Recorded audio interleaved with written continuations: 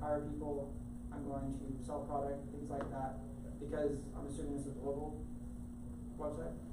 No, I work for a company on a W-2. I'm just there. Oh, okay, yeah. Yeah, and I pay taxes in the US like I usually would do. Yeah. But then I travel and I work remotely from different countries sometimes for an extended period of time, I would say at least a month. Then I never really worry about taxes because for me I pay taxes for the US and that's it. Of course, yeah. I would look into a digital nomad visa then. Yeah, because but your company should automatically provide that to you because you are traveling and because you have the remote thing. Then yes, you should be able to easily get that. But your company should be able to get that for you if remote visa. But I switched digital nomad visa. But you can try that. In Spain, I looked it up in Spain, and it's if you stay over 6 months, then you have to pay taxes in Spain. Yeah, of course. Yeah. But if you don't stay over 6 months, I didn't see anything where you're liable to tax, to be taxed in Spain. I mean, again, I would sit down with the tax rate because I'm pretty sure there are taxes for that. Yeah. So yeah, but I mean, like, this is why most of these countries, like Singapore, for example, I met the delegates there, and I was like, hey, what about your digital nomad stuff? When are you all going to get on that? Nope, we're not doing that. Yeah. They're extremely They're strict. They want to know like the day you're yeah, leaving there when you arrive. Exactly. Like what countries? Like Singapore, like the finance regions. I had a long conversation with them about that, and they're just like, because of like this such a financial hub in the world, that they want to screen everything, and they're not receptive to something like that. So, which I understand, So, but yeah, I mean, for a lot of people who are not U.S. citizens, like you want to make sure you watch very carefully because the U.S. is one of only 2 countries that taxes based on citizenship. So, and that's why a lot of the UK people leave the UK to go to Dubai and not pay taxes. So, but yeah, if you go to another country and you are a U.S. citizen and you stay there for more than 330 days, then you get tax credits. So it lowers your tax bills. Yeah, exactly. Yeah. So, anything else about this, or what's the other countries you get taxes based on citizenship? I forgot. Okay. I want to say. It's not like a big one. Yeah, it's not. I mean, yeah. Okay. It's a very small country, but I mean, yeah, unfortunately, we're taxed on anything. So, forever. Forever, unless you get over your citizenship. Can you give it? Mm-hmm. No, I'm not gonna do it. So, all right, travel logistics and visas. So I'm gonna kind of cover this like as efficient as I can. So like your health checks, your travel efficiently, and your visas. If you have a U.S. passport, then you really won't be dealing with a lot of visas unless you're going into a very like strict country. Unless you're that person just like I gotta get into Syria. Please don't. But it's one of those things where most of the time, you'll probably just be able to go in and walk through customs and things like that. On that note, though, I will say please make sure you respect every country you're entering because those customs and border agents have every right to detain you. And so don't give them any reason to. I know we live in Texas, and Texas is a very, how can I put it? Just don't do what Texas do, okay? And make sure you understand, like, if the country requires you to have all these shots and all these forms and everything like that, you have them ready. Because that agent can look for every little thing to not let you in. You may have spent your airline tickets, you may have bought your hotel tickets, you may have all your travel arrangements planned out. They don't care. That's not their job.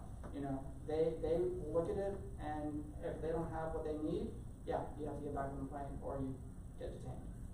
So, they have a lot of countries now have apps, so you can download those apps, you can put them on there, that way you have all your forms, go get your doctors, make sure you do your physicals, all those things. Some countries aren't as strict and other countries are. One in particular is like Australia. Australia has very strict requirements. If you do not meet their health requirements, especially if you are over 30, you're going to have a very hard time getting in that country. If you're under 30, they're a little more lenient on that stuff because they don't want any problems.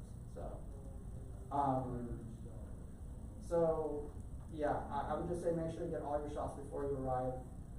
You may have the chance of like getting to a country and saying like, hey, I have this, but I've scheduled my other checkups in the country. And as long as you show proof of that, you can do that. But my recommendation is just get it done.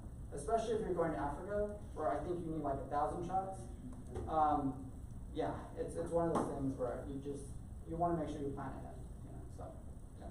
Do you need shots to go to Africa or to come back to the US? I'm pretty sure both. But yeah, there's a lot for Africa. I mean, especially if you're going to Congo, like don't go to Congo, you know. Okay. So, just don't even walk into the forest. But yeah, Africa has one of those like long lists of like shots.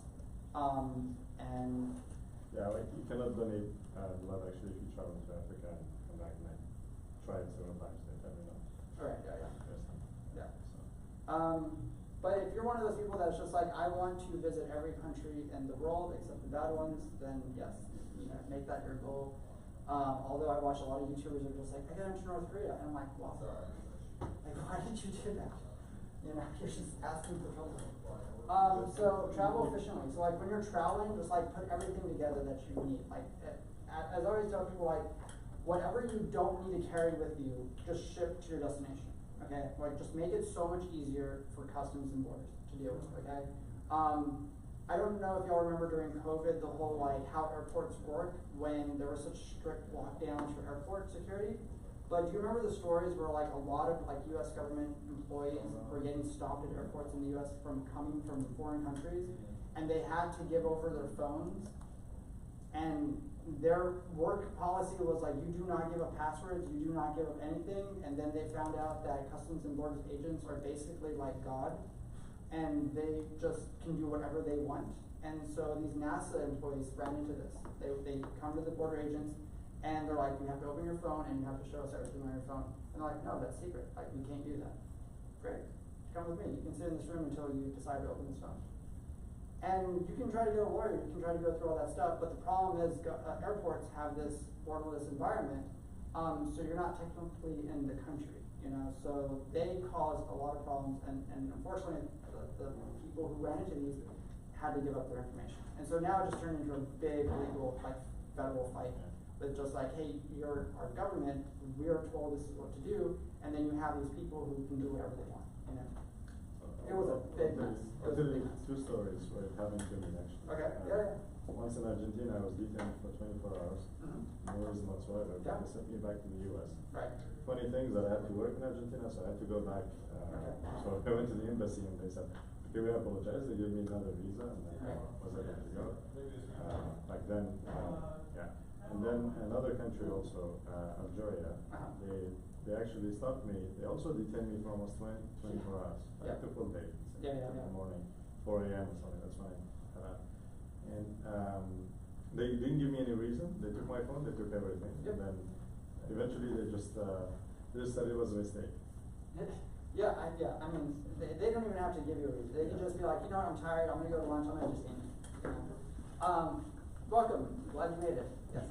So we're just sharing stories about the border. Normal stuff. Yes, so that's one of the other things. One of the other things I've also learned, I was watching a show on A&E, and it was about security in airports around the world. And one of the things I noticed with this situation was there was this guy, a single guy, just with his luggage, and he was on his phone, and security is meant to look for people like that. And they walked up to this guy, and I thought, if this guy just left the airport, his life would be easy. But he was in the airport, and if you have no reason to be in the airport, just leave. Like, don't give security a reason to come talk to you. So he was just standing there on his phone, and they came up to him, and they're like, hey, what are you doing here? Did you just come in? And things like that. So right away, they could tell he was lying. That gave him every reason to detain him. Well, it turns out he had drugs on him. I was like, wow, like that dude should not have just been hanging around the airport, you know? So they're just like, yeah, you got two options right now. You can make one phone call, or, you know, other than that, you know, police are about to show up. So whatever it is you have in your bags as well, let us know. But I was just like, wow, he had just left, you know? So yeah, airports are very different, you know? That's why I like watching old movies, because if you watch old ship movies from like the 40s and 50s and 60s, airports were like, wow, that was an airport? So you can actually get on the plane with your family and be like, okay, you're through there, we'll see you later. So yeah, so when you travel, just make sure to travel efficiently. Anything you don't need to have on you, just ship to your destination. In fact, some of the recommendations are just carry a burner phone if you go into a country, and then either have another phone in your luggage and just, you know, put that in storage or something like that. But And then carry cash, because you will, if you're, depending on what country you're going into, yes, you will deal with like bribes. You will deal with like the bribing system, you know, things like that. So, do you know a YouTuber by the name of Itchy Boots? She is somebody who, she drives a motorcycle and she travels all around the world. And she videotaped her experience of like Africa. And she would drive into these borders. She's French, right? Yeah, yeah. And so, she got stopped. And the guy's like, you can't go any further. And he's like, what's the matter? It's like, where's the border? It's like, oh no. You have to give us money. You know? And like, she has like 3 GoPros on her. You know, so it's one on her bike, one on her helmet, one on her shoulder, like all this stuff, everything's recording. And the guys are like, turn off your cameras, but they didn't know there was a camera on the bike. So everything's recording, you know, so she's basically being, you know, held up until she pays money. And then they're like, okay, you can go. You know, were they security guys, were they, you know, military, who knows, you know, so. Yeah, that's one of the other things that's why I watch so many travel YouTubers, because yeah, it's crazy, you know. And then also provide proof of life when you come in. If you have an onward travel, make sure to show all those kinds of things. Onward means basically you're just coming in, you either passing through a country and then you move on to another one. Because again, don't give the custom agent reason to detain you, you know, so. And then your visas, yeah, do you not work in a country on a tourist visa? Just, you know, you can, it's basically the quickest way to get attention that you don't need, you know, so. And then for your passport, make sure you at least have like 6 to 12 months left on it before it expires, so that way you have time to go through the renewal process, because I don't know if y'all know with the US passport system, it is a mess. If you apply to like get renewals, or if you're trying to get a new one, it's gonna take you months to get a passport done. It is so ridiculous. So, Is 6 months enough time for that?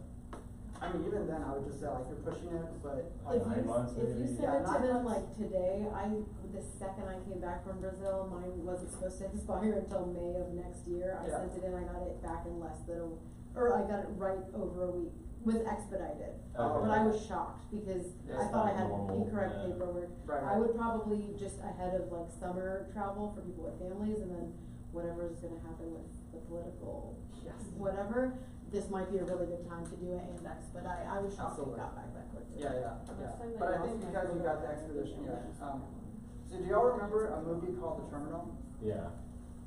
Yeah, and so who here has seen that movie and who here has not? Okay, yeah, okay. So basically it's about a guy who, he's in flight, and as he's flying over to the US, his country just, you know, has political explosion, they disappear. So they're not recognized anymore. So he lands in the US, they don't recognize his country anymore, so he can't go to the US, so he's forced to live inside the airport, you know?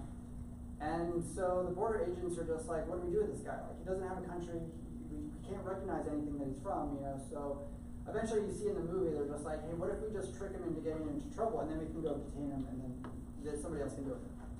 So, but he catches on. He's like, oh, they're watching. So, yeah.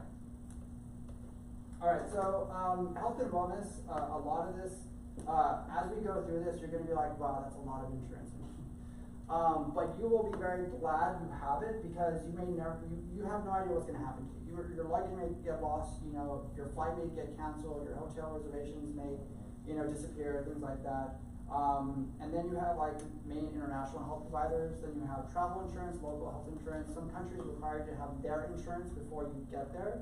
So you may have to deal with those kinds of things beforehand. But there are some websites that help you basically plan everything out to get you going on that. And then you have travel insurance, and then domestic health insurance, which is basically the US. So if you have an employer, things like that. And then emergency plans, make sure that when you are there, have a map of local hospitals. So that way you understand like, hey, what's near me, how do I get there, who can I rely on, you know, mental health plans and days off policies. Because being a digital nomad, it's all up to you to be like, hey, when do I actually take a break from working, you know? So, because nobody's on you about like, hey, don't forget to take a day off. So. All right, so things to know. So I always like to put this little thing together. And it's very basic. I know some of the other lists that I've seen, like they go long, like they're pages, and I'm like, who has all this language, you know? But when you are traveling, like you'll realize like what you need to ship to your destination and what you kind of just have for carry on, you know? So air tags, luggage tags, emergency contact information, snacks, I was actually gonna put a battery charger, but I was like, no, that's lithium, you know, so you can't carry that on a plane, you know, so. But yeah, noise canceling headphones, you know, unlock Wi-Fi slots, external, you know, hard drive, SIM card, you know, if you know where you're going, maybe you can get the SIM card beforehand, things like that. And then, like I said, always ship the rest to your destination, yeah, so that'll make it so much easier. Any questions? I mean, I know that's pretty easy, but yeah, it gets a lot more. So here's a health check. I put this together. In fact, we're gonna visit the website down below, but yes, whatever country you're going to, just explore like every health requirement there is. You know, get everything filled out beforehand, download the app, and then make sure if you have any questions, you can always contact the country itself, and then they can tell you what else you need. But like I said before, you know, you don't want to give customs and borders any reason to detain you. Yeah, so fill out your health forms before boarding. Who has been to the IDA Travel Center website? Who even knows about that? No? Okay. So I believe I have it.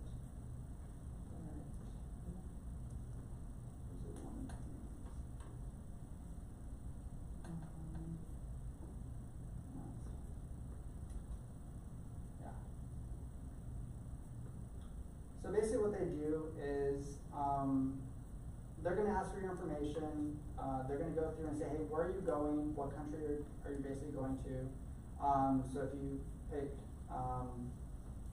here, they're going to ask you to fill out all your information. You know, what countries have you visited in the past 6 months? How long do you plan to stay? Do you have a transit, you know, set up? And are you on a return or an onward ticket? So once you fill out all this stuff, what's nice about this is basically just going to give you a printout or like basically in digital form, hey, this is everything you need to take to your doctor and get done. So that way they give you the form, they can go fill everything out, you can put it on your app, and then you are set. So when you come into the country, you are good to go. So I have found this very helpful many times because I've learned a lot of people just think like, I'm just going to go visit a country and I'll just see what happens. I was like, great. That's a lot of money wasted, but okay. Yeah, just don't do that. Anybody have any bad experiences besides his? That's right. But yes, you want to use sites like this. They're super helpful. They're very important to have, and you're basically set on that stuff. So I can't stress enough. Just get all your shots done. Don't make a big deal out about it. So.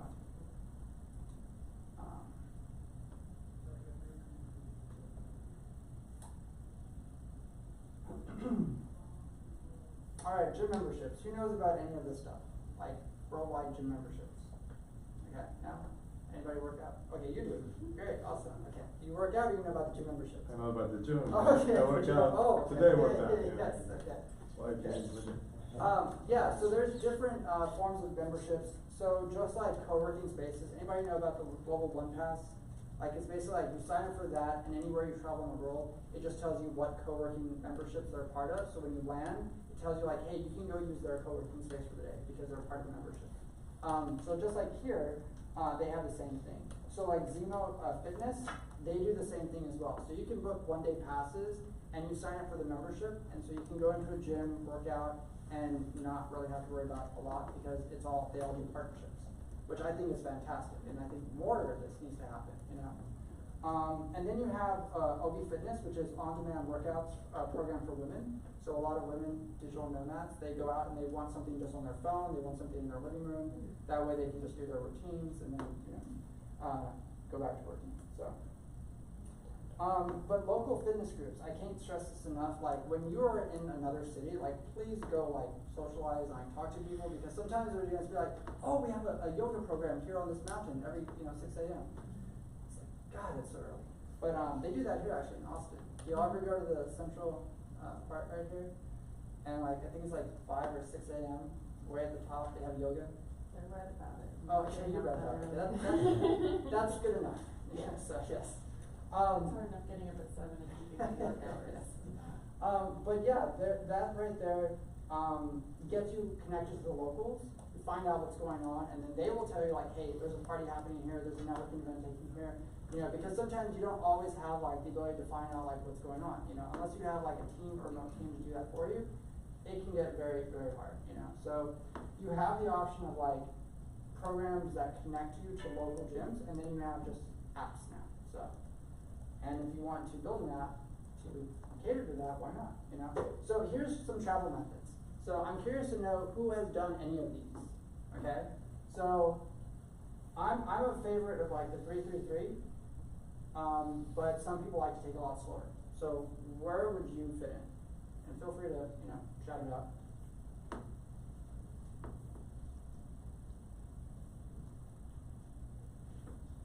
I kind of like that 633 where you get to know one place well, and then the other two you kind of get a good taste of. Absolutely, yeah. So I will tell you, if you're just starting out doing this kind of stuff, maybe 6-6 might be a way to start. And then you're going to move into like 6-3-3 because you're going to meet the locals and they're going to be like, hey, are you going to that festival over here? Are you going to that conference over here? And then all of a sudden you start to realize like, wow, your life starts to get more fast paced. And then you pick up speed, and then now you're doing the 3-3-3 method. So you come in, you do your 90 days, and why not, you know? So you can easily find Airbnbs that match that. And then before you know it, you're going from 3-3-3 to like, every weekend in another country. That's expensive though. That's expensive, but yes. There's, again, it all depends on how fast and how slow you want to travel. Some people will actually go to certain regions of the world and spend like 2 months there. And then they will apply for like, residence. Yeah, No, I was just yeah, gonna say that, 333 is really good because you can spend 3 months somewhere, come back to us for 3 months, go somewhere else for 3 months and come back. So that's usually what I do. Right, absolutely, yeah. Not 333, sometimes 4-2, 4-3. Right, exactly, yeah. I've been doing more like 3 months here, and then I'll go spend a month somewhere, come back for another 3 months, go spend a month somewhere. Okay, yeah. Yeah, it's easy to do that in Costa Rica because the rules in Costa Rica are every time you cross the border, it just renews.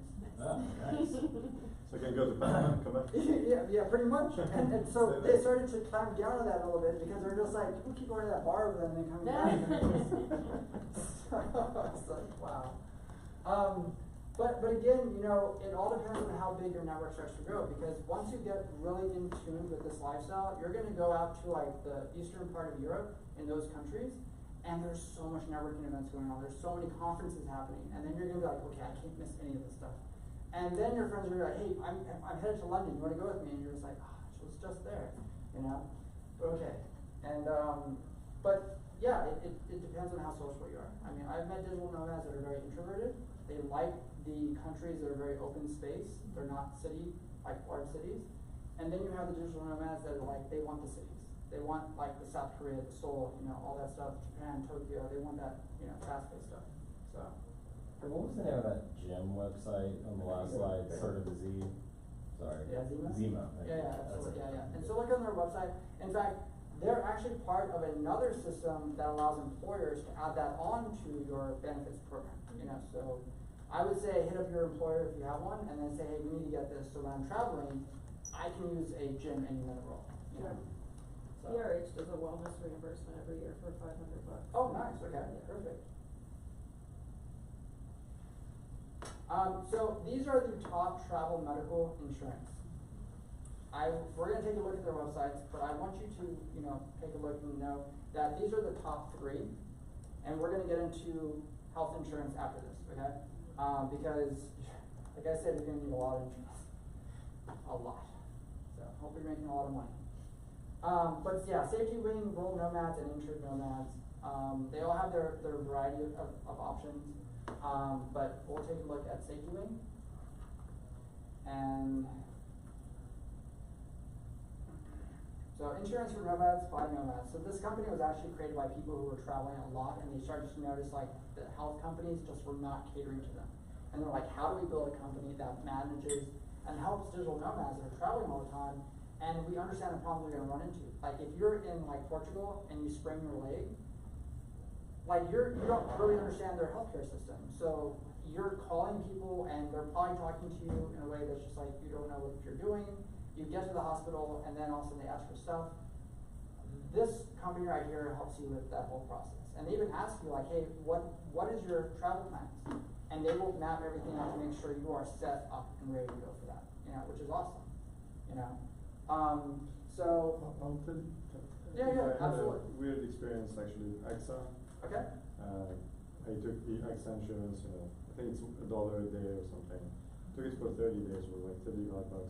yeah, And then I was in Spain, and all of a sudden I couldn't breathe. Like I had to lay down. It's like apparently a back issue.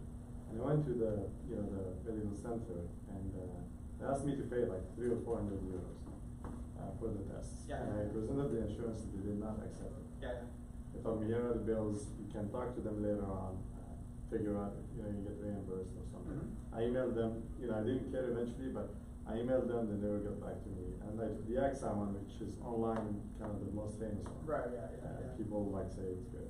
Right. So, I see. it doesn't always work out. Absolutely, yeah. And that's why, like, I always say, like, for all of these that I'm gonna be bringing up to you, you're gonna wanna call them, you're gonna wanna talk to them and just explain everything you plan on doing. So that way they know what countries you're gonna be traveling through, and they can explain to you, like, hey, here's your plan in this city, these are the hospitals we really have great relationships with. Yeah, so that's why I say in the beginning, create a map when you get to a city that you're not familiar with, where the hospitals are. So you know, like, okay, who do I actually get to work with, and how to get there and things like that. But the best part is, like, they're now doing insurance for remote teams. So this way, like, you can, if you're a company, you can now do insurance for remote, and then as a nomad. So. And so for World Nomads, we're gonna take a look at their site. Oh wait. Forgot what it was. Yeah. So coming soon, they're going to be adding on remote retirement, which is a thing now. I guess you can retire as a nomad.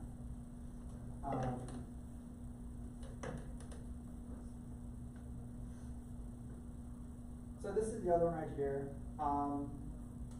This one as well was created by Nomads, and they sat down and they were just like, hey, how do we create some good plans to help people prepare for what they're going to be dealing with, because they've been through it, they know what's going on, so they know not everything's going to happen. So you can buy while you're traveling, or you can buy before you start traveling. I always recommend buy before, so you can talk to the agent and just, again, explain what your travel path looks like. This way they know how to help you get to where you need to be. So, and a lot of them also have apps, so that way if you need to just do chat, they can help you with that, so. But yeah, there's a lot of things that happen. Travel insurance is different from travel medical insurance, by the way. So we're gonna get into those details. Yeah, it's not fun, but yes. So, and then you have the insured nomads.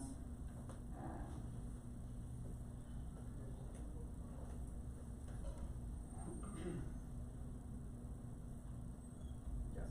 So these top three right here. So again, this is a lot of like travel insurance. Once we get into like health insurance, that is completely different from travel. So just keep those in mind.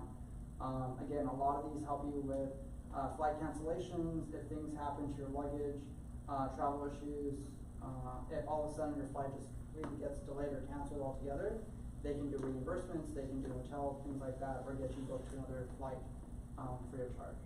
So, but yeah, that's where the world is sort of headed, and we're going to probably start to see more health companies build out these plans for people. Because why would you want to work in a cubicle? I'm just saying, So. But let me go to the next one right here. Yeah, so this one right here, international health insurance. So these are the big players in the market. So I can bring it up the screen real quick. Yeah, so these guys right here cater to this part right here. So if you're looking for something on the health insurance side, this is going to be who you're going to go with, probably. So wherever you're traveling, they pretty much have you covered. And again, if you want to talk to them about your travel routes, they will get you set up. They will make sure you have everything you need. And a lot of them will also give you like a map to make sure you know like all your connections, what doctors you can go to, dentist visits, checkups, things like that. Sprained ankles, even surgery.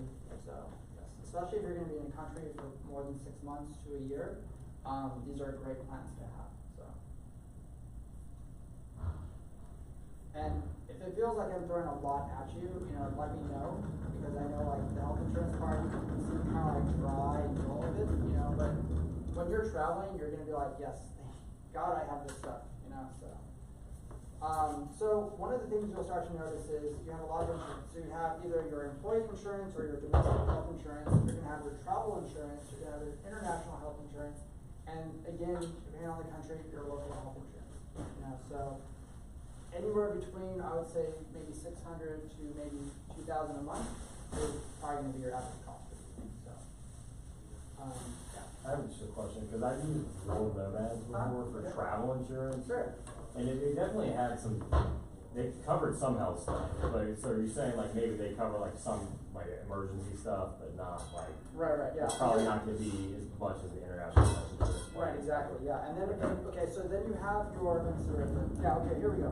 Okay, so here's the difference in this stuff, alright, so you have your travel insurance, which is like your World Nomad, things like that, so lost luggage, ticket problems, flight cancellations, and then you have travel medical, okay, so that means if you are traveling and you get hurt, and you need coverage in a hospital, in doctor's visits, things like that, that would cover that. Emergency travel medical insurance, that's in case like evacuations from a town or a city, there's problems that happen, airlifting, or some type of government breakdown. Yeah. It's a lot. Sometimes we're just like, why do you want this? How much does it cost exactly? I wonder. So, You said 600 yeah, a month? between 6,000 and 2,000 a month, for everything combined. That makes traveling not worth it. I was working from Zilker today. I was in a tree with my laptop. Exactly, you're just like, why do I want to have all this stuff on me? You're just like, and you may even go somewhere, you just be like, I never got hurt. Nothing happened, nothing went wrong.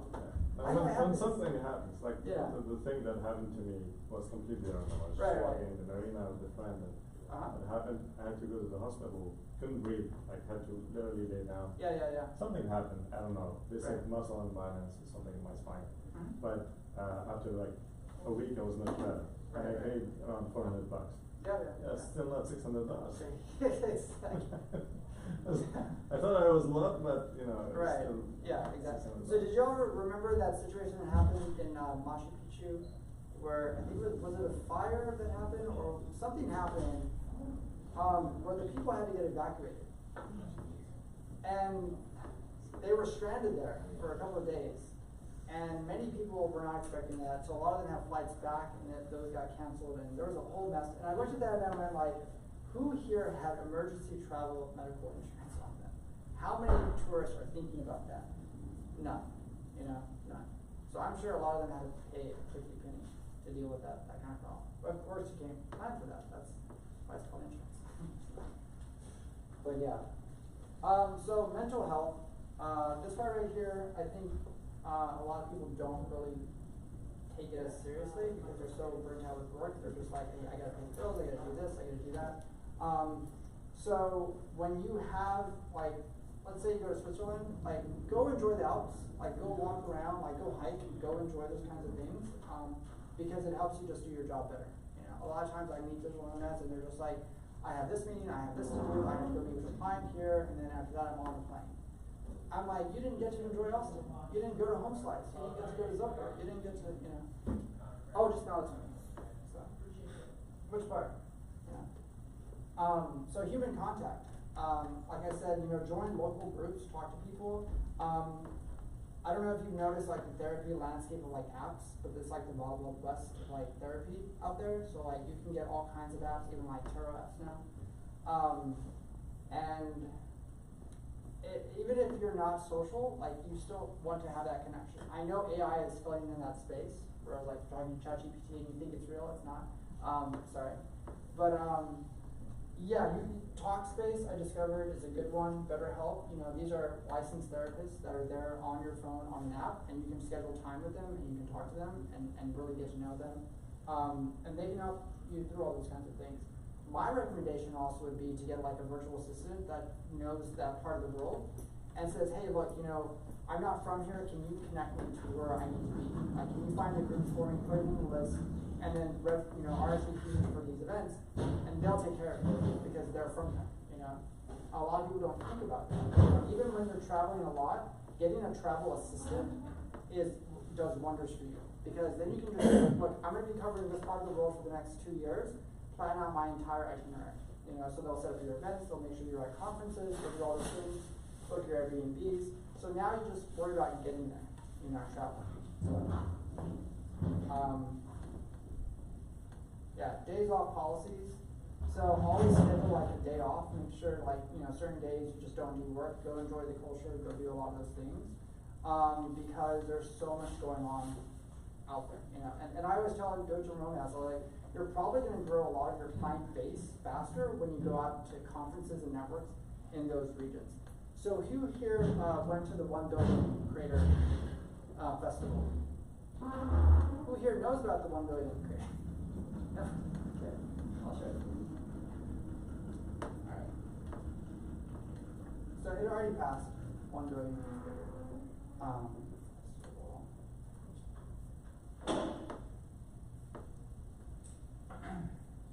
So this one right here, they did this in Dubai, and it already passed. But the idea was that they brought all these influential, online personalities together, and as a combination, there's 1 billion followers right there.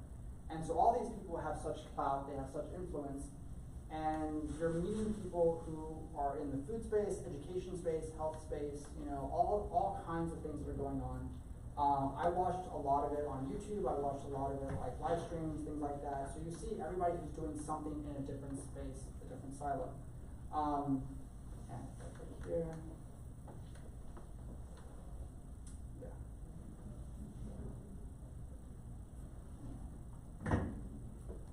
But yeah, you get a feel for this is why Dubai is Dubai, because there's so much attraction for that space. So as they were doing this, the government also announced a creator fund, which means that the government finally recognizes influencers as a job. I don't know when the US will ever do that, probably not. But the creator fund is meant to basically act as like a grant or a stipend for your living expenses, for your bills, things like that. So you can go there, be a creator, do online content, and apply for this fund, and they can help pay for your food, housing, things like that. So, which I think was amazing for them to be doing that. They really put themselves ahead, whereas the US is still behind. How many times have I gone to universities or high schools, and I'm like, who's teaching intro to content creation? Nobody. Nobody is teaching that, and yet that is a job now. I meet so many people. I don't know if y'all know, but Austin has a large amount of online influencers in the city, and there's so many people that live here. Slow-mo guys. Do y'all know slow-mo guys? So they're the guys that became super famous, and I'll show you. And basically they just take really nice cameras that are super expensive, and they just slow things down real slow. And these cameras cost millions of dollars, and what they do, see they have the setups, 80,000 frames per second inside a microwave, so they want to see hey, what's going on. So these guys live in Hyde Park, okay? So don't go visit them; they don't like that. But yeah, they're from Austin, and they all just started in their backyard with these cameras, and they would just film things. They would just pop a balloon with a camera running at high speed, and then they would post it to YouTube. And so eventually they just got to a point where man, people just watching a lot of this stuff happen. So they became famous off that. So a lot of Josh Green would invite them out to VidCon, and then they would do presentations, conferences, things like that. And yeah, they're here. Let me see. Do you know this one? Yes. Do you know her? She's in Austin. In fact, she was a nobody for a long time here until she started to post videos. And so if y'all been to Internet Marketing Party on Instagram, there's these big events they throw, And people, if you were to go now, you'd be like, oh my God, you're that person. Whereas like 5 years ago, you're like, you know, you're just an Austinite, you know. So they kind of bring them all together. And I mention all this stuff because Austin is such a vibrant community of creators. But again, Austin, with their city council, is trying to recognize that in some way, just like they're trying to do with like like musicians. Like, look how long it took before musicians finally had like a musician fund. You know, like I remember for years them just trying to get insurance. You know, so imagine how long it's going to take before creators here finally get that recognition. You know, so.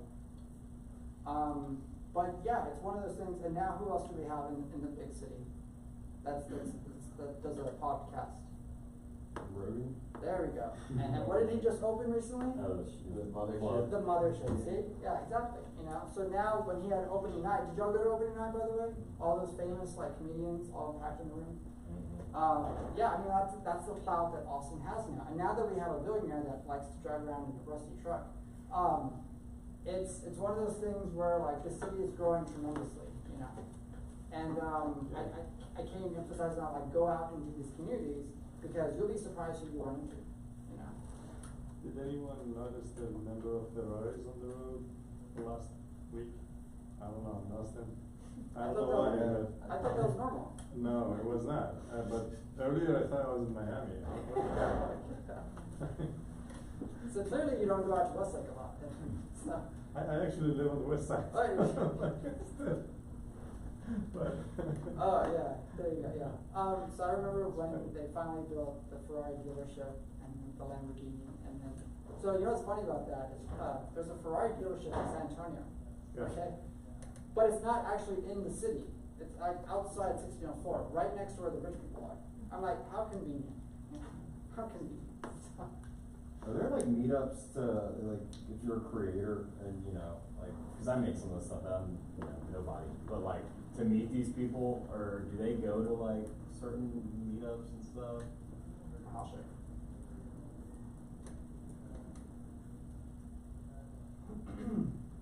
Okay, I've heard of that. Yeah, Definitely, yeah. so that's like a good one to go I to. would definitely go to this one right here, Okay. get into their like scene if you can, if this is what you want to do, hobnob with a lot of these creators and start meeting up with them. I know it's gonna seem off-putting because you might be like, oh my God, you have like 1 million followers, Yeah. you know. They started off just like everybody else, like, you know, that's where they kind of started. Go talk to them, you know, you're gonna meet all kinds of verticals. You're gonna have the people that do the real estate stuff, you're gonna have the people that do the education, the science, you know, just that they're there because they wanna mingle, they wanna see who else is coming up. They do an event like every month, right? Yeah. That's the one, Yeah, so you wanna be a part of these kind of groups, because then you get to see like, hey, wow, like, you know, you're on stage and you charge like that much money, you know, that's crazy, and you're like drinking a beer in front of me, you know, so yeah, and that's what you want, and Austin has a lot of that stuff, so if you wanna get into like that big crowd, do that during South by. Please take advantage of South by. Even if you didn't get a badge, you have no idea how many celebrities are gonna be walking the streets of South by. Jack Black, he loves just walking around, you know, I mean, that guy is so friendly, you know, just don't be annoying, you know, don't be the guys like, hey, can I just hang out, like, don't do that.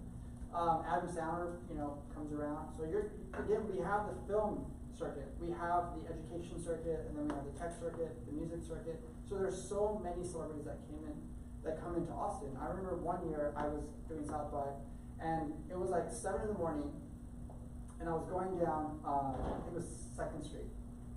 Nobody on the street, right? And I just see this person walking by, and I'm looking at the person like, no, there's no way that can be. And it was a famous singer. And I just called them out, I was like, hey, and they were shocked that I recognized them. Okay, they're from Australia. Okay, and I remember their early days on YouTube, just posting videos, just like stuff from their living room. And now they have like art albums, and they do world tours, and they were about to do a whole thing at South by, and I had a whole conversation with them, you know?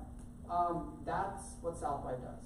Get out, don't sit at home, go out and network, okay? Walk the streets, you're probably gonna be exhausted, that's okay.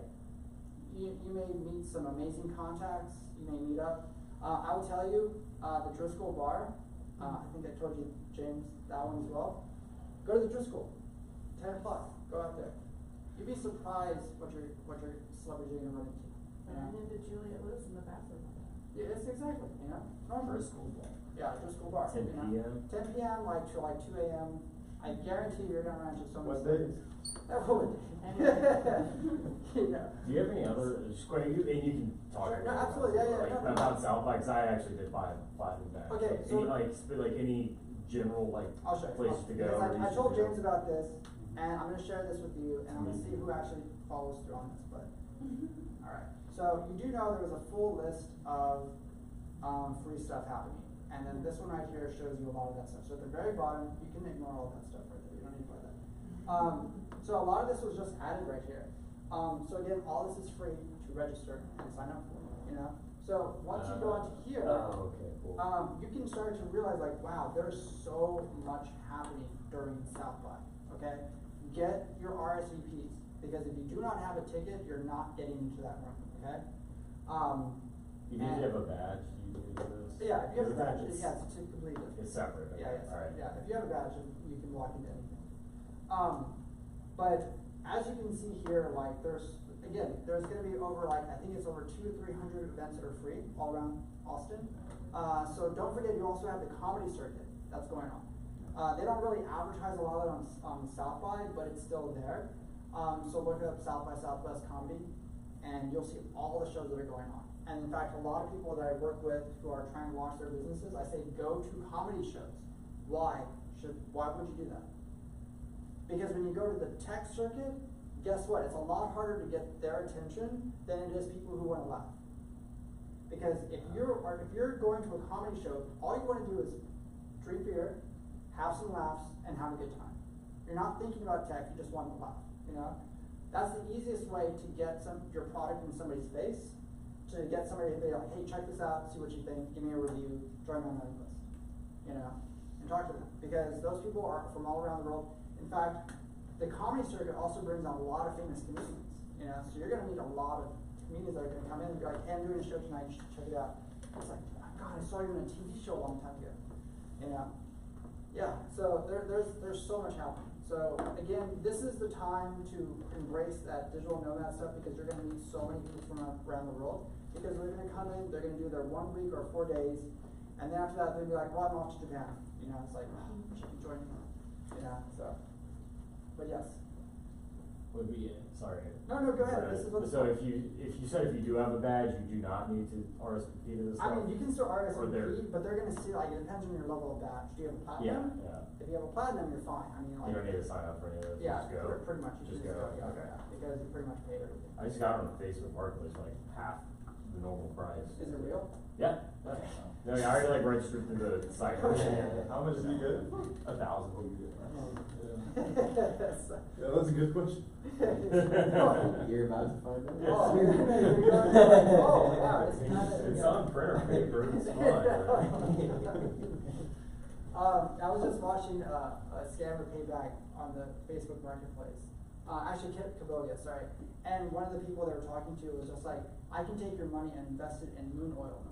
And I can triple your investment in 4 days. And it's like, really? I mean, this guy was desperate to get that money. So he was trying, he thought this person had $2 million. They're like, look, here's what we're gonna do. We're gonna do a contract with SpaceX. We're gonna get there, we're gonna put our people on the ship, and we're gonna get to the moon, we're gonna take a syringe, I'm not joking, this is really what it said. Okay, and we're gonna get to the moon, we're gonna extract the oil, and then what's gonna happen is we're gonna bring it back here, we're gonna sell it to the oil companies, and then we're gonna, double your money, and then you'll get your money. Seems very cheap. Absolutely, yeah, so easy, syringe. I cannot tell you how much I was laughing in that video. I was like, oh my God, these guys will do anything to steal your money, you know? So. Some people are believing them, so. Yeah, exactly. So, any other questions about South by? Because this is super important that this is coming in, because again, this is the one session before South by.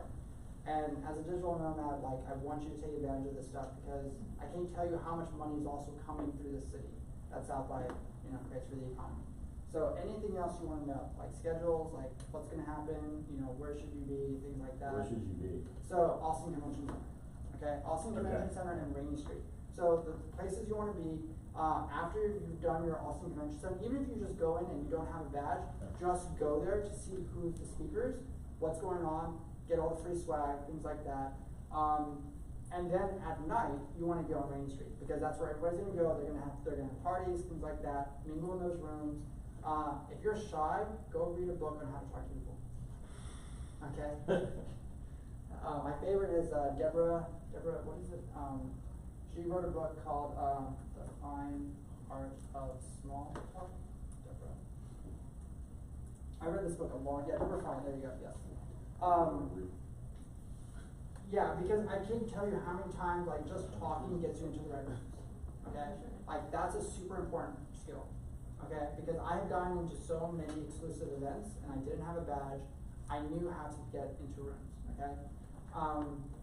Also make friends with the door guys, cause Yep. they're the ones who will just let you in the back. And what did I say earlier? Always carry cash, that will help you at the door. Yes. Oh, we used to bring up Starbucks and See, stuff all the time. you know, these guys have worked for these clubs and these places, and they probably get paid an hourly wage, so you bring flash $100. Really? They don't even wanna, bring them a fucking sandwich or a coffee and Yeah. they're like your best friend. Exactly. We used to do that all the time in our twenties when it was just mostly Exactly, music. right, yeah, it's garbage. Absolutely, yeah. So there's all these like little things that people don't realize. Like they all just want to follow the rules, and I'm like, why? That gets you nowhere. You know? Yeah. So books like this help a lot. So that way you can understand. Like, there's another one. I think it's called. To not working. Oh yeah. Whoops. Yeah. That was right. Yeah, that's one right there. So yeah, books like this, like How to Network in Rome, Ultimate Networking Guide, you know, things like this help you tremendously to get into a room, because you have no idea like who's in that room that has influence, and if you can talk to them, and all of a sudden they're like, oh yeah, I'm going to this party later on, do you want to come? You know, it happens, you know, it does, and because this is Austin, like you can find some very hidden private parties in Austin that can change your life, you know, so. Quick question. Yes.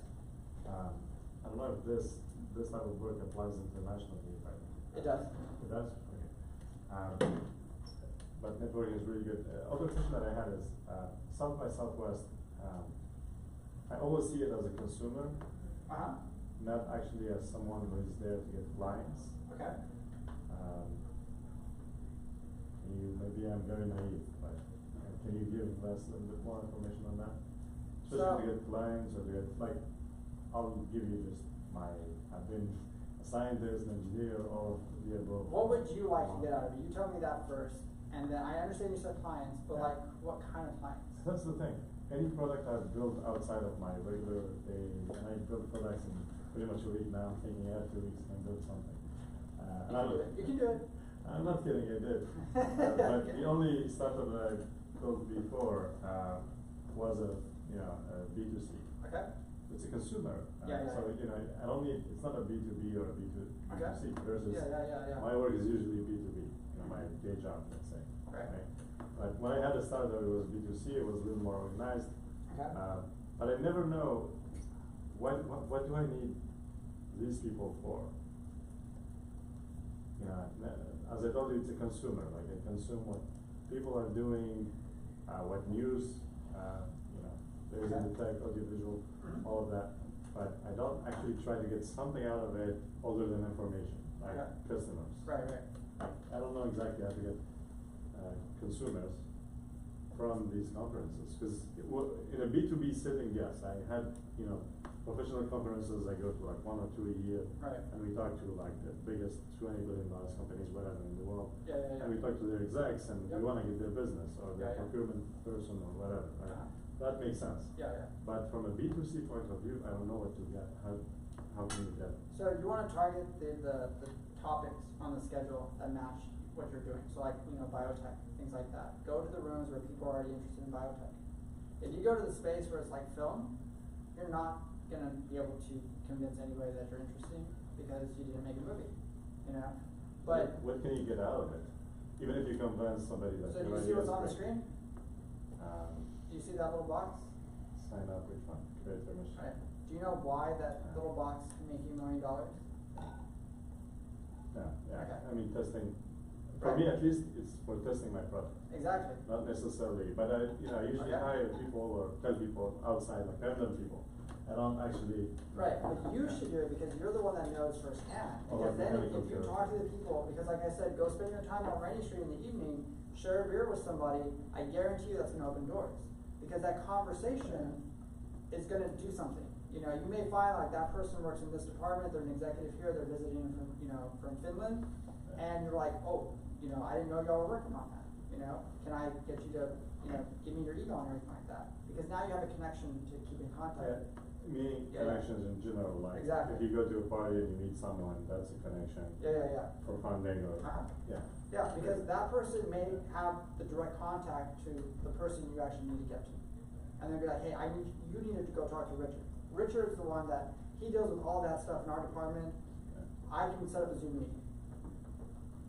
Isn't that way better than emailing and, you know? Of course, no, Yeah, all of yeah. that is great. Usually my issue is scaling, so getting consumers to use the product, right? Yeah. Not necessarily, and I So don't do you spend- have anything on your phone that you can like have an MVP for? Oh yeah, I can build that in like 2 days, it's not a problem. That's easy then. Like go over there and just be like, hey, I built this, and because it's South by, everybody wants to see the latest tech. So they're gonna be receptive to be like, yeah, I'll test it out, you know, what do you want me to do? Alright, play with it, and then I'm gonna give you a form to fill out, and then you're gonna give me the feedback. Yeah, that I've done it. I've Yeah. distributed cards for like Uh-huh. thousands of people. Yeah.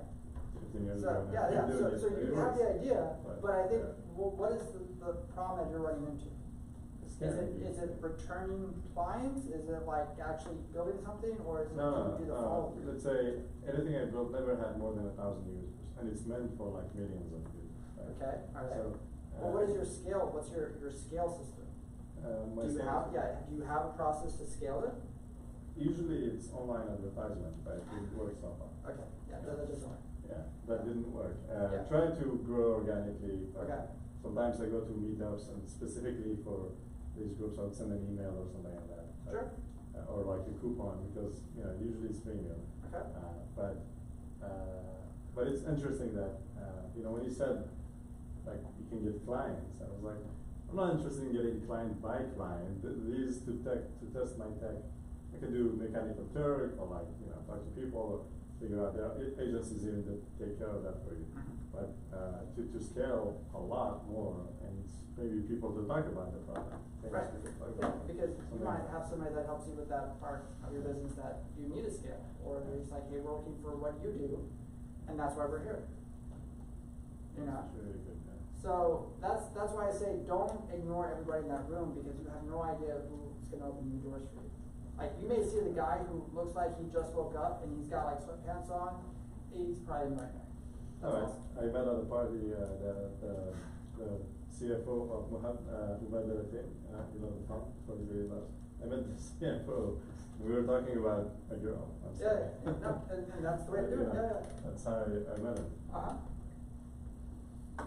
But I mean, like,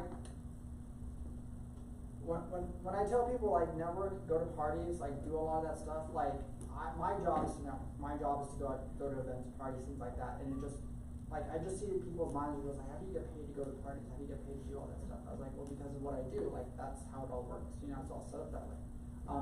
Because nobody's looking for what I do.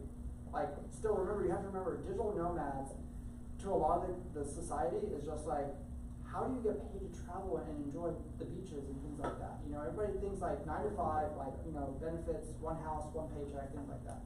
So I have to be out networking all the time to get people to realize like, hey, guess what? I can show you a global world.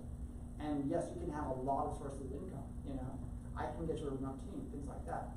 People, when I tell them like you can get an assistant, it's like, their brain stops, you know. So, but for you, I mean like, you have something there that a lot of people are coming into the city to look for. Don't hide it, show it. Do you know Yo? Who here knows Yo? Oh man. Alright, let me see if I can find it. Let me see if I can bring it up. There it is, perfect. Alright. What do you think this app does? I don't think. You're gonna laugh at this. Okay? The one where you feel like tap your phones together? No. I mean, yeah, actually you could, but there's the thing, like, so if I have the app and you have the app, I can say yo to you, okay? Yeah. What can you say back to me? Yeah. Yeah. And then what can I say back to you? Yo. Yeah. Okay? So, why did this app suddenly become a unicorn company? It is still a unicorn? No, it's not anymore. It's not But the anymore. thing is, they were at South by. They were at South by, and they had a lot of people out on the streets in the colors, you know, purple shirts, purple shorts, all this stuff, passing out cards, download our app. If you download our app and try it, we're gonna bring you free breakfast to your hotel. Well, guess what? It worked. People like, I want free breakfast. Yeah, absolutely. So they did that.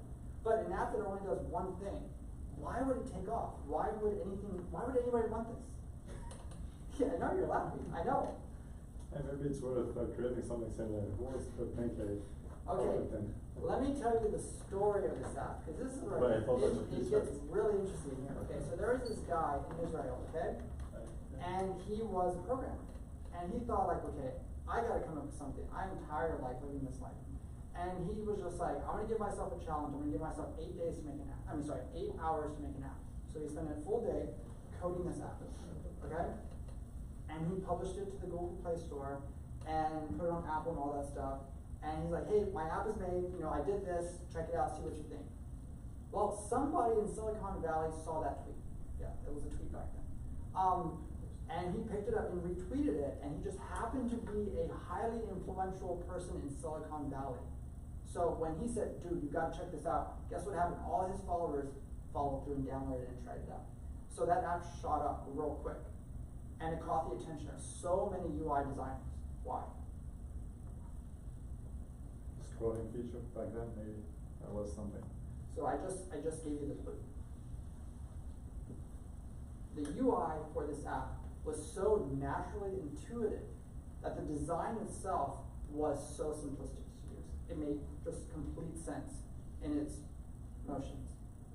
And that's what made the app suddenly take off. And this guy went from living in an apartment in Israel to being given millions of dollars in funding, don't get mad, and free office space in San Francisco in 1 week. Did he follow through? He followed through, and they gave him money to get a team. And so they scaled this obviously because he was at South by, you know, so he had a big team, he had developers, all this stuff. Remember, it only says you don't know what they're developing. Yeah, but it must be important. And so he went on to work for other companies because they're just like, your design skills are just absolutely amazing, and that's what got him ahead. You know, so he just gave himself a challenge, but that was the story of Yo. And every time I tell that to people, I say, look, you have a skill that is hidden somewhere, and it takes getting out there. And because he just happened to stumble along with an influencer in Silicon Valley that got him that traction, his life changed. You know? So for you, having South by come to you, don't pass up those rooms. You know, you may be tired at 9:30 and you're just like, oh, I don't want to go to Rainy Street. I don't want to be paying for parking. You know, whatever it is you need to do to get to those parties, go to those parties. Okay? Be in those rooms, talk to those people. Because they're at their moment where they've done a whole bunch of conferences, they've done a bunch of panels, they've talked to those people, and now they just want to relax, and then that's their moment when, yeah, come visit me. I'm up in, you know, Seattle. You know, I'd love to show you around. That's how you get the connections. You know, so. So just go to Rainy Street, meet, and talk to these people. Absolutely. Just talk to everybody. Talk to everybody, but you have to know how to talk to people, and I've heard so many people that are so bad. So read that book. Yes. I actually had to show somebody, I took them to a festival this past weekend. I said, look, you have an app, you made an app. Go and just go to the mall of the festival, and just have people try it out. And they went, and they couldn't do it. They were so nervous. They were so nervous. So I happened to show up. Right away he comes up to me, he's like, oh my God, you're here. He's like, what's the problem? What was the reaction? I haven't told anybody yet. I was like, oh my God, all right, let's go talk to you. Yeah. I make it look easy because I've been doing this for so long, you know, knowing how to talk to people, that's just what I do. But for him, I asked him, I'm like, what was stopping you? What was the block in your head? He's just like, I was overthinking. I'm just like, I'm so nervous, I'm sweating. I don't know how to keep the conversation going. And you'd be surprised how many engineers are just so bad at people skills. They're just so bad at understanding like how to talk to somebody and not make it awkward. And that is a highly prized skill. So after we left that whole thing, I had introduced him to like 30 people. And he's like, how did you do that? So So I said, great, let's go do another place, let's go do it again. He's like, I'm tired. So, practice, you know, get out there and go to networking events. Like Capital Factory has so many events, just go to them. Go, like, what is it, Fiesta's happening tomorrow, right? Mhm. Yeah, go to Fiesta, you know, please be in that room. There's gonna be like, what, 150 people there? Go practice your networking skills, go talk to people, like be in the room. If you don't pass out cards, share LinkedIn, things like that, and just practice, practice, practice.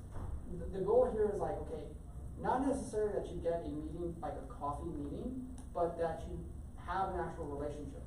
Like something that opens the door for you, you know? Whatever it is you're trying to accomplish, you know what that is, you need to find that person who can open that door for you. And that's What's Fiesta? So Fiesta, let me bring it up right here. Fiesta is a networking event put on by Capital Factory, and I believe it is a education / tech. Yes, so tomorrow, yeah, so there is founders, investors, entrepreneurs, startup techies, also newcomers. So they have dinner, sorry, and they have a talk, and then basically they just let you network for a while. The crazy thing about this is that even though it ends at 8:30, it literally runs into the lobby until like 11 at night. People networking. Okay?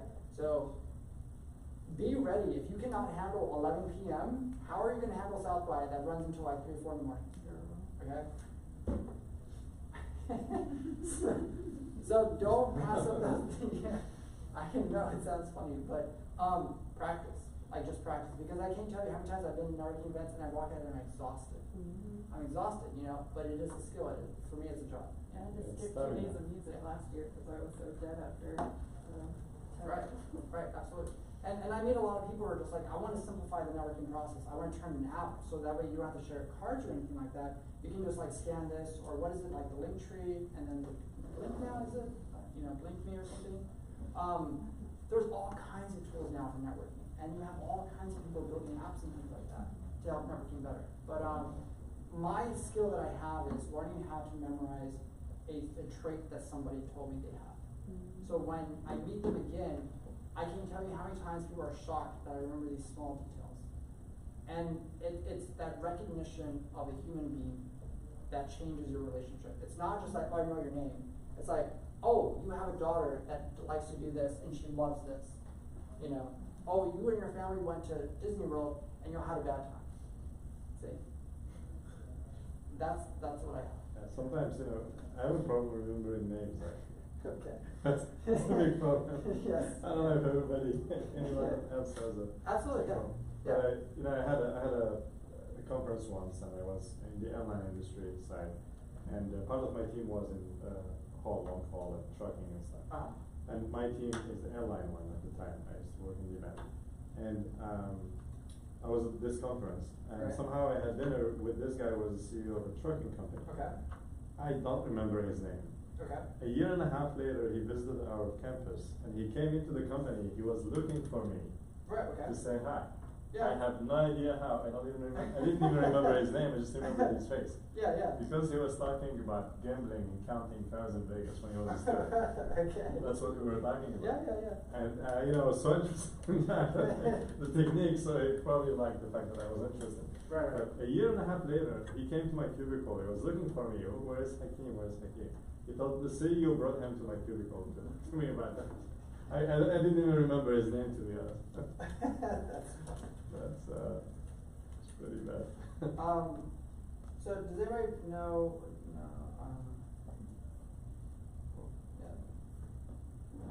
So do you know, okay, who here understands the acting industry, or like the NBA industry, things like that, okay? How does it work? Like, how do actors get work? They need a what? Agent. They need an agent. How does the agent find the actor? Or is it the actor that finds the agent? Okay? It's one of those two. If you've ever met agents, these are people that are like sharks of society. They are some of the most proactive people out there that know how to network a room like you would not believe. Why? Because their job is to get their client the next best thing. Okay? And if they can get you the next best movie deal or TV show, guess what? now you get paid even more money. Because if I can get Tom Cruise on that next film, and he's gonna make $100 million, and I always take 10%, guess what? I got paid, okay? So these agents are like these very, how can I say, emotionally intelligent people who understand how to read a room and people they're talking to. And they know just by talking to you, if you can get them what they want, you know? And if you say no, what do you think they're gonna do? They're gonna call you again, and they're gonna get that no into a yes. That's their job, you know? So, on that note, do you know,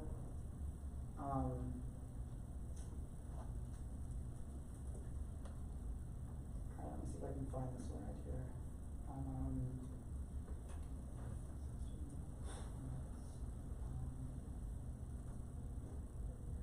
Yeah, there you go.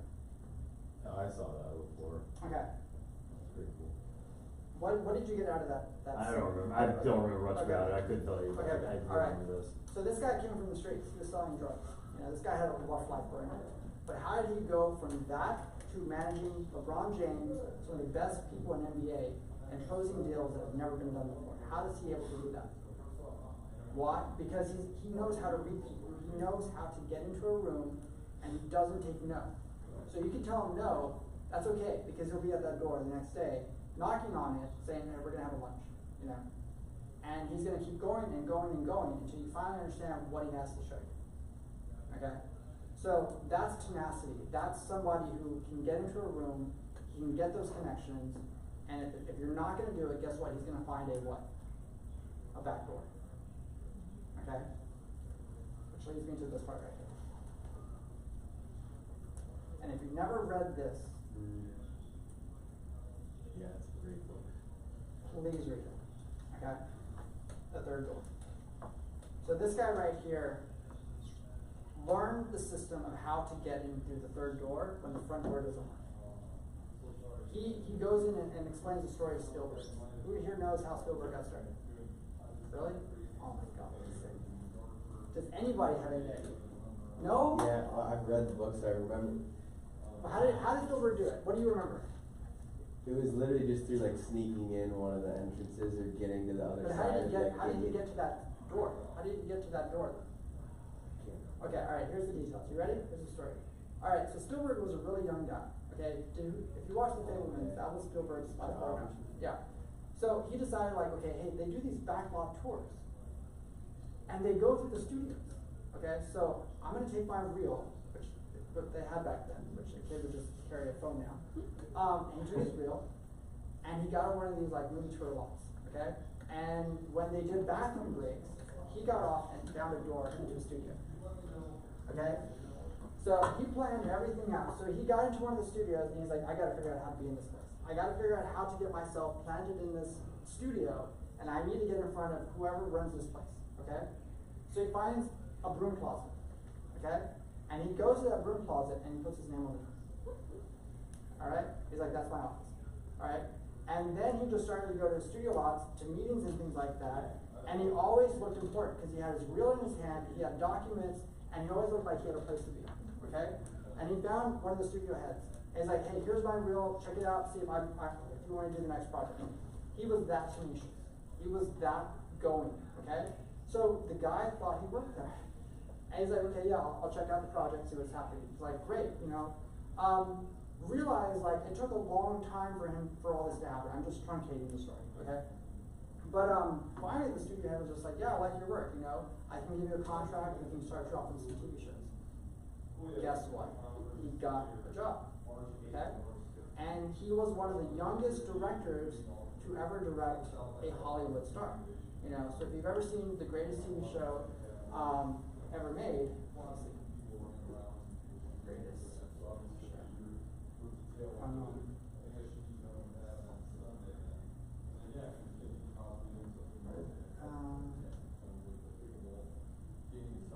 Pretty good with spelling.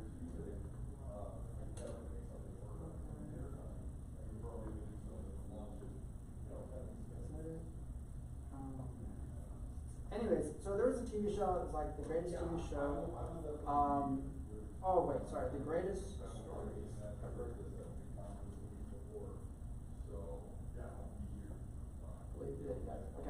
And so, he got a contract for this series. So it's like individual episodes, and he was able to direct the first episode.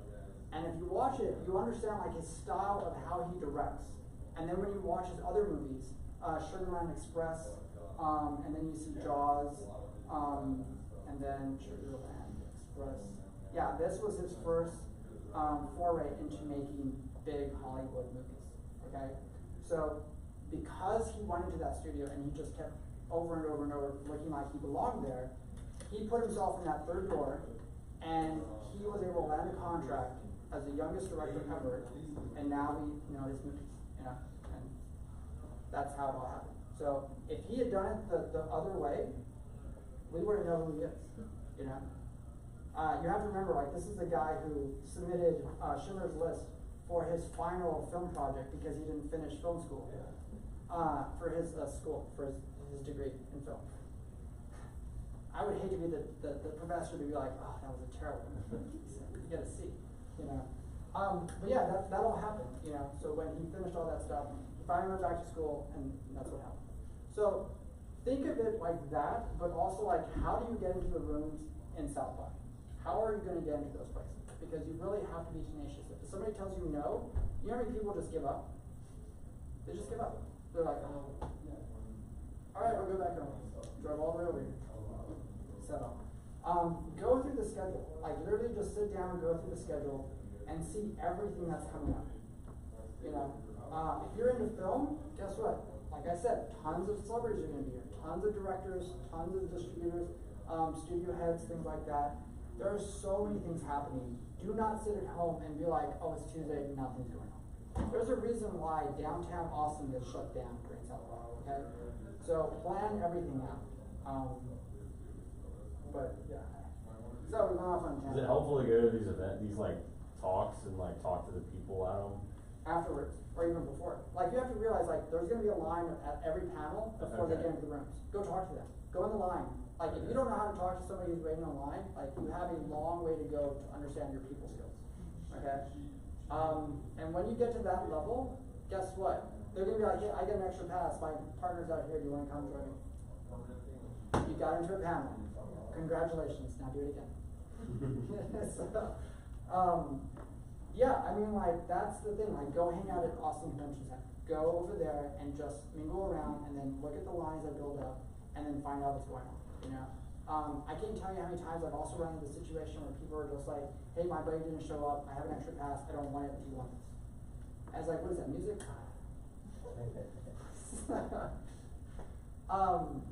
But yeah, I mean, there's all kinds of ways of how to kind of approach this. Like climate activism, you know, a Dutch meetup.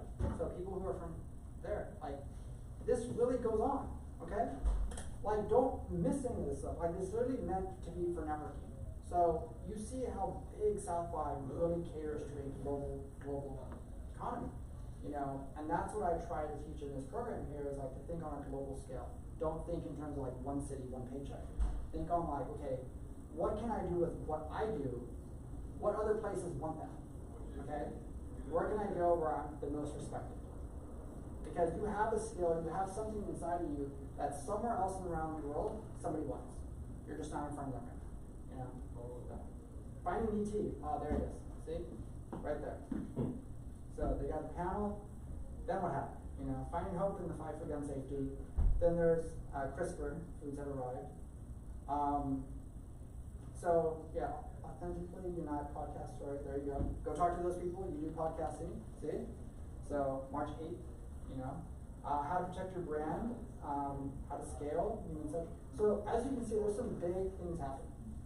I've been doing South by, I don't know what, for 15 years now, 16 years. I know this thing. I knew it before COVID, and I can tell you, like, I think it was like 300,000 to 400,000 people were coming.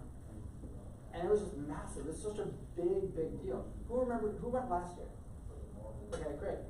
Did you get to enjoy the Mexican food pop-up restaurant that happened? Okay, all right, let me refresh your memory. Oh yeah, you do, okay. Who watches Breaking Bad? Okay, good. You know the restaurant? Like Los Pollos and Okay, Yeah. So they had a pop-up restaurant of that downtown, and if you walked inside, it looked just like the show, and you can go and order free food. Okay? Oh, yeah. See? Okay, who went to the Bob's Burger pop-up on the top of one of the buildings for South by? See, you're not looking for events, you don't know where the good stuff is. I knew about it, I Okay. just didn't wanna wait in line. Yes. There you go. Okay, so I'm gonna challenge you on that. Why do you wanna wait in line at South by? Talk to people. Talk to people, thank you. Mingle, talk to them, because they know you're gonna be there just as long as they are, and it's probably gonna be an hour or two, get to know them. If you become the social butterfly, guess what? Everybody's gonna wanna talk to you.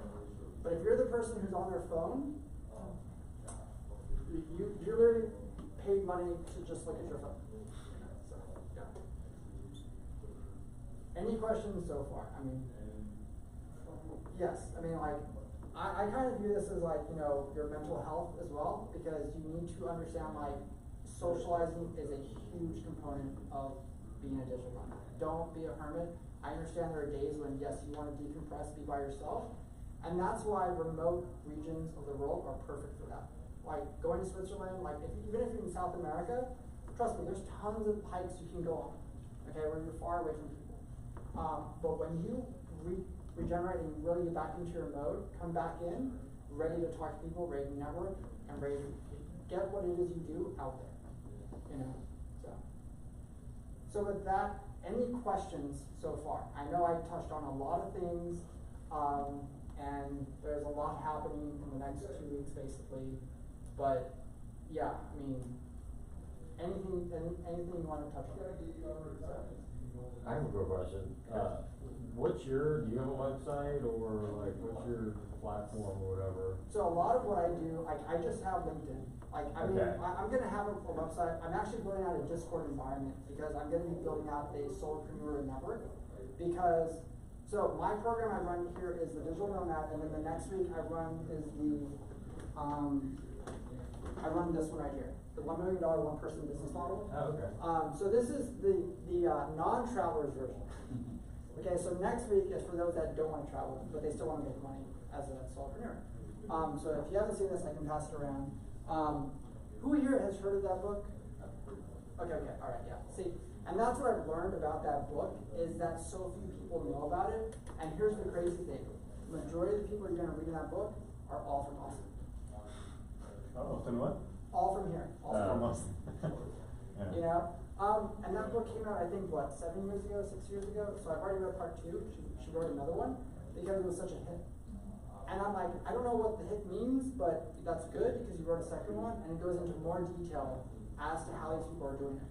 So that's the part that I come in and say, look, you have a business, I show you how to scale, and I get you to 6 figures right away. You know? So a lot of times people have ideas, but they just don't know how to scale, and that's what messes people up. Because you want to be Superman, you're just like, I want to build a website, I want to do the Google ads, I want to do the marketing, the branding, and then I sit there and go, why? You're gonna slow yourself down, you're not gonna build traction, and you're gonna spin your wheels and you're gonna burn out. You know?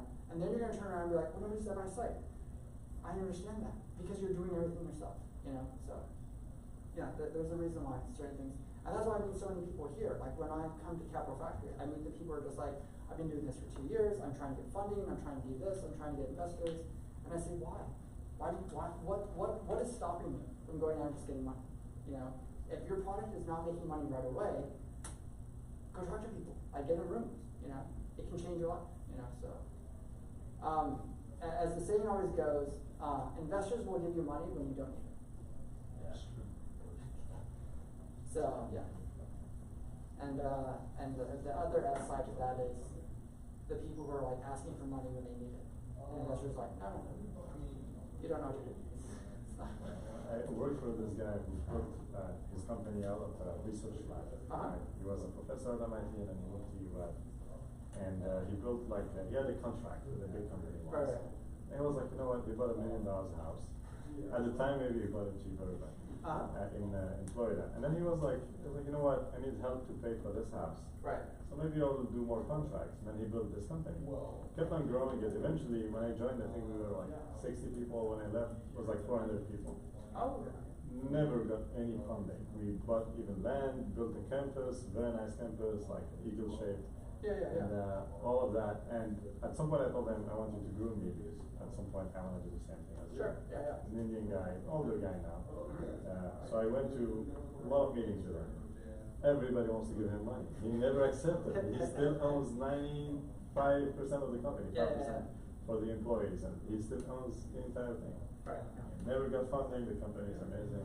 He sold products like $120 million once we built. Absolutely, yeah. And I meet a lot of people like that, where they're just like, I don't need money, because money creates strings attached. You know, you have all these rules to follow then once you do that. When you learn how to be self-sustaining, all of a sudden you control the game. You understand, like, okay, if you're gonna give me money, I'm gonna write the terms.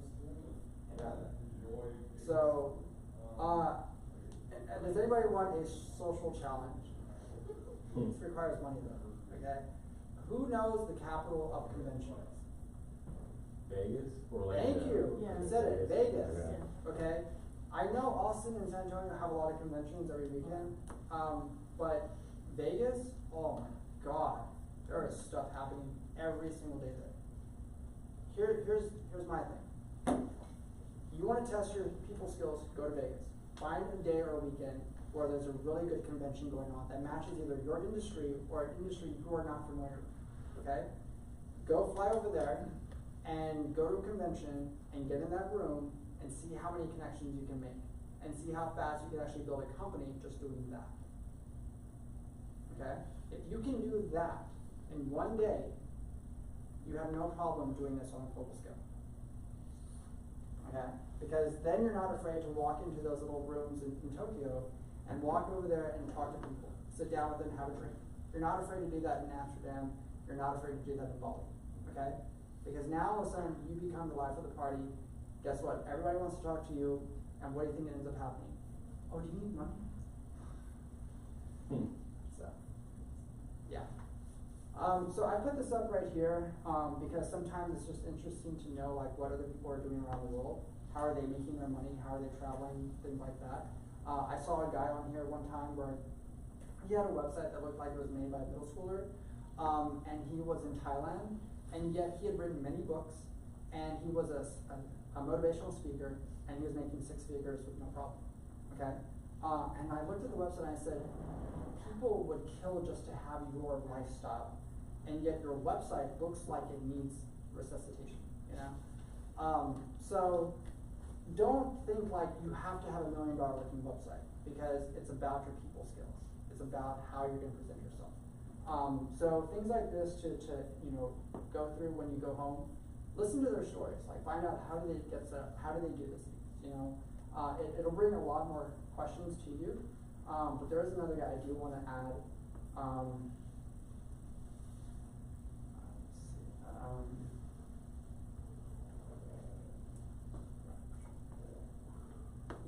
Okay, anybody know him? Oh man, you're gonna love his stuff. So he is a very simple YouTuber. He literally just sits down and records a video and no editing, nothing. Okay, I can tell you, please be a YouTuber. Like, go do this. If he can do this that easy, just go do it. Okay, so here's what he did. He said, look, if I had to start 10K a month all over again, here's what I would do. And he lays out his whole plan. He's actually from the UK. He moved to Dubai because he wanted to get rid of taxes. And so he started from teaching people how to trade stocks. And one day somebody was like, can you show me how to trade, do all this stuff? And that person just took all the notes, put it into a Word document. And he was like, man, if somebody's willing to pay me money to teach them how to trade, what else are people going to pay me for? So he asked, hey, can I get a copy of those notes? So he took those notes, and then he put it behind a paywall. And he started to say, look, $50, you can get the notes on how to trade. Okay? So I'm going to show you another little tool that can probably change your life.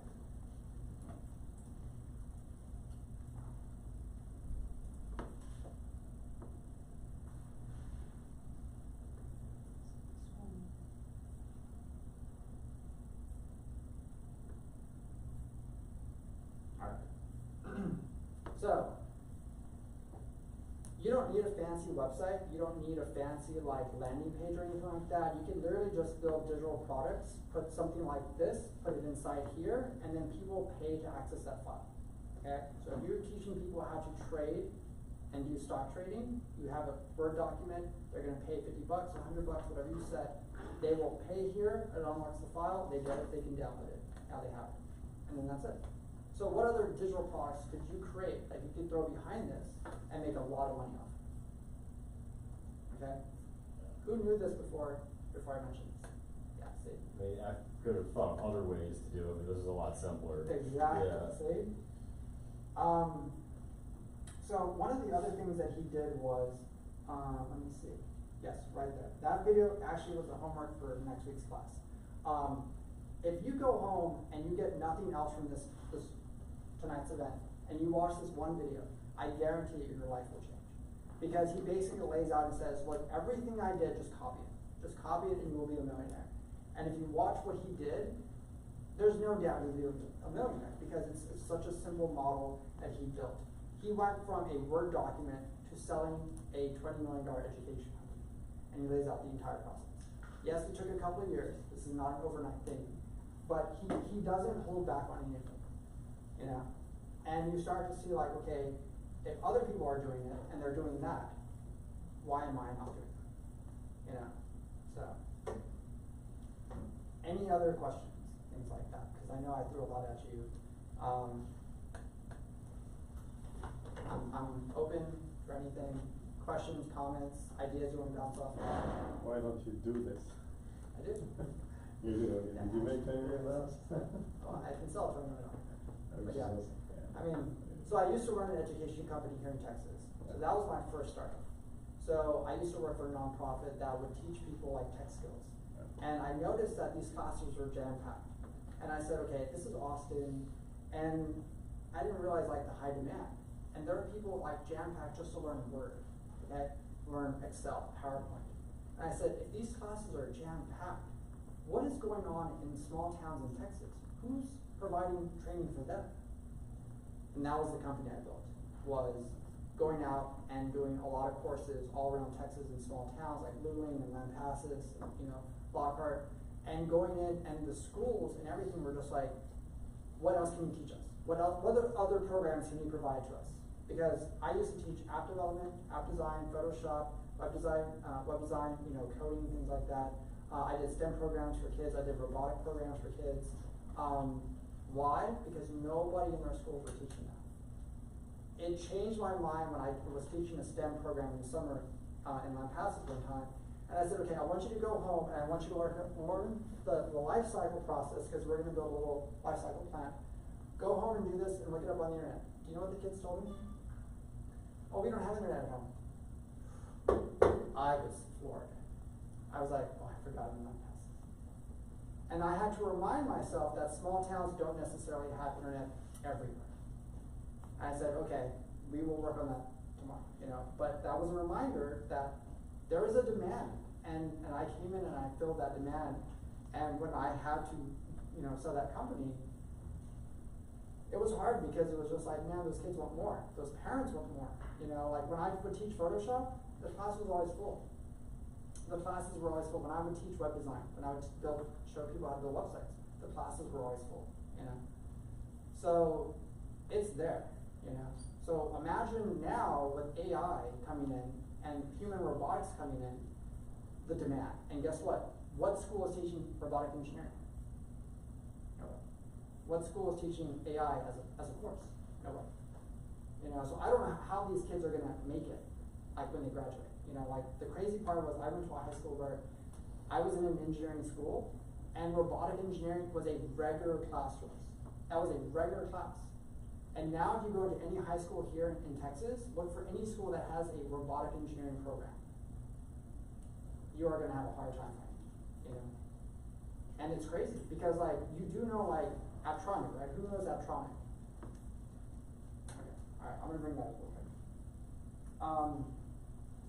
Just wanted to say, if you guys are interested in knowing how to use ChatGPT, Andrew Ng released a course on that. What is it? Andrew Ng, I don't know if you know him. Uh-uh. The famous guy that they do now. He's Okay. one of the most famous in machine learning. Okay. And he released a course on how to use ChatGPT. What are the better prompts? Right, yeah. Oh, nice, okay. And he's based here?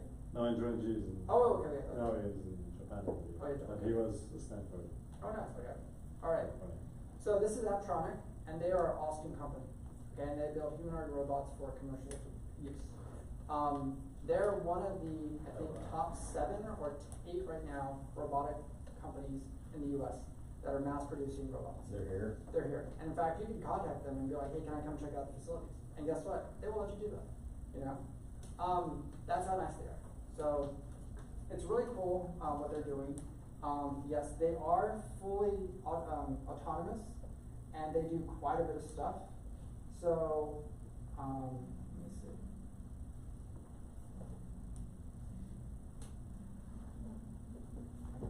Sound. Yeah, so I mention these kinds of things because this is what's headed in the next 2 to 3 years, you know, and if you're not prepared for this kind of stuff, I don't know how you're going to be able to do anything because robots are replacing jobs. You know, I don't know if you know the Seattle company that just got the contract with BMW for robotics. So it's coming, and it's coming fast. And I just wish schools would keep up, you know. So even like going to like UT, I would talk to the UT students and be like, hey, what are y'all learning right now? How many of you are using ChatGPT? It's like most students are using ChatGPT, but it's like to do their work. I was like, what about to build a company? What about to build an app? What about to build a website? What about to do this? So, yeah, but yeah, contact them, you know, hey, can I come visit, you know, things like that, or, you know, do you have a job?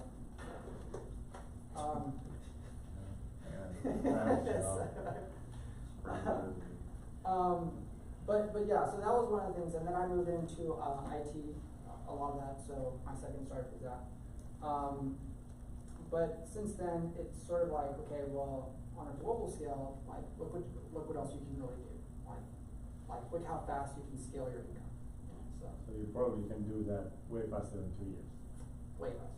Like I could probably find a manufacturer in China to build me a robot, and I could probably like do my laundry. No, I mean, not this one. No, I don't want him. I can go find a cheaper version, Yeah. and that way he just go like cut the grass or something. You know.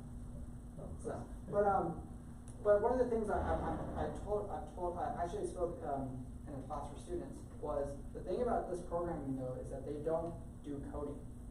They use a neural learning system. So what they do is they basically just watch a person perform something, and then they have to learn how to repeat that. And I said there's not going to be any coding involved. So kids are learning coding and all this stuff, and I said, but that's all already being phased out because I don't know if you know who here knows a boot camp for coding in Austin now. They're all gone. I don't know if you know that. They're all gone now, you know. Whereas like 5-6 years ago, it was everywhere. You could fall ass backwards into a coding camp, you know. Now they're all gone. You know, they've all gone.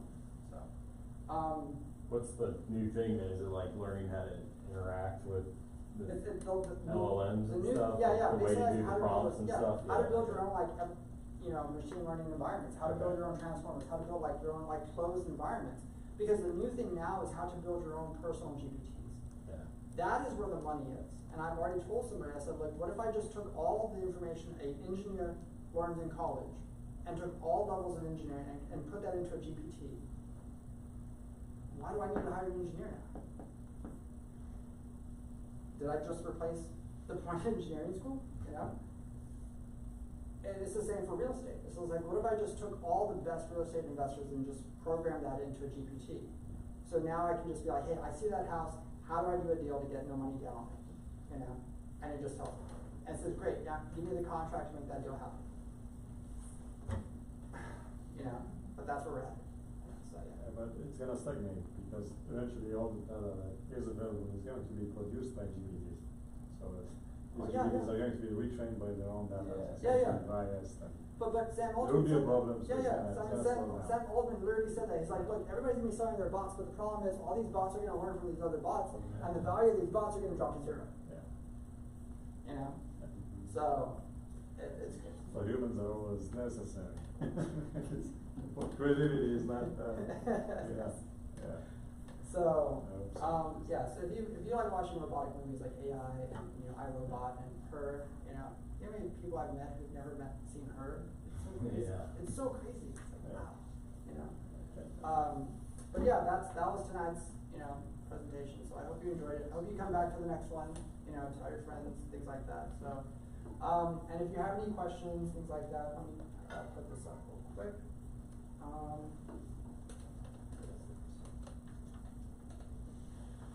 So there it is if you want to keep in touch.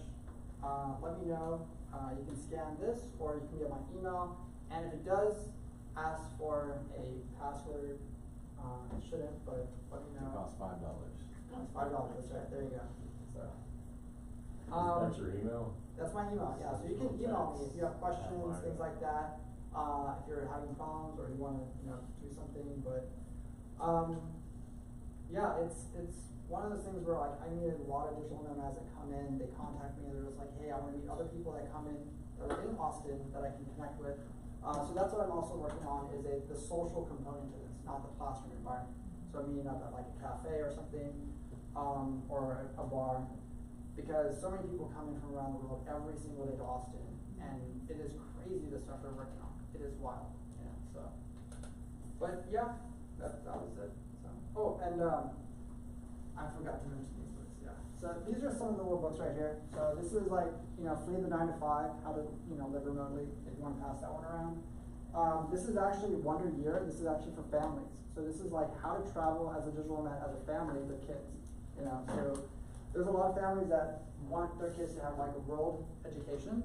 And then there's working remote, things like this. So how to build like remote teams. And this actually just came out. So this is like how to travel for therapy, like how to use travel to help improve your mental health and your well-being. It's a phenomenal book. So it tells you like all these trips to take around the world that just like helps improve like your creativity, like your mindset, things like that. Trips to take as well. So it plans a lot of that stuff out. So I'll pass these around, but we do have to be out by 8 o'clock. All right. No pressure. Awesome class.